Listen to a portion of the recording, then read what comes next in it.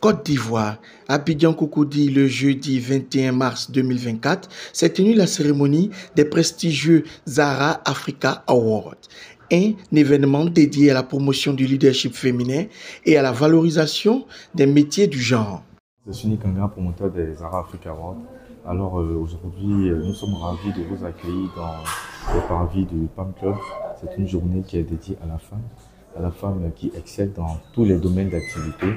Et à travers cette cérémonie, nous voulons valoriser, célébrer et encourager toutes ces femmes qui se donnent, qui se battent chaque jour pour l'évolution de leurs différentes affaires. Donc déjà, moi, ce qui m'a motivé, c'était de voir la femme aussi se battre au même type que les hommes. Le mois de mars, c'est un mois où la femme doit être mise en avant. Mais au-delà de ce mois-là, il faudrait qu'elle soit valorisée, il faudrait que ses droits soient valorisés et reconnus par l'ensemble des citoyens. Donc déjà, les Zara Africa Awards sont là pour valoriser tous les métiers du genre. Et en plus de cela, nous encourageons toutes celles qui se disent qu'il faut forcément avoir des diplômes pour avoir de l'argent. Non, ce n'est pas toujours le cas.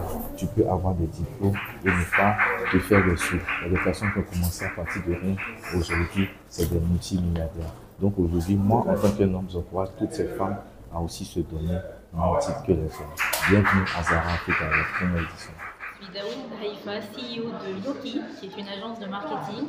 Aujourd'hui, j'ai été conviée en tant qu'invitée d'honneur pour remettre des prix à des jeunes filles qui aujourd'hui, je pense, c'est important. C'est important de les récompenser pour leur persévérance, pour leur travail acharné. Et je pense qu'il faudrait de plus en plus d'événements de la sorte pour pouvoir mettre toutes ces jeunes filles et ces jeunes femmes en avant. Bonjour, je suis Carole Mbazobo et j'ai eu l'honneur aujourd'hui d'intervenir sur la thématique suivante, cultiver la confiance, développer son potentiel. Alors ce qui était intéressant aujourd'hui, c'était notamment de pouvoir mettre le doigt sur comment on perd confiance en soi. Le fait aussi de tous ces éléments extérieurs qui peuvent avoir un impact négatif sur la confiance en nous.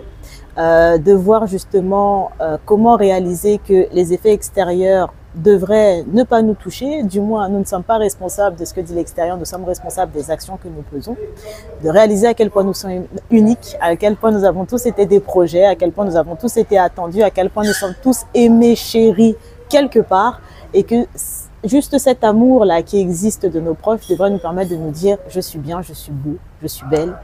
Et je peux me permettre d'affronter l'extérieur. Et ensuite, réaliser son potentiel, c'était aussi important de se dire, mais avant de développer un potentiel, où va-t-on?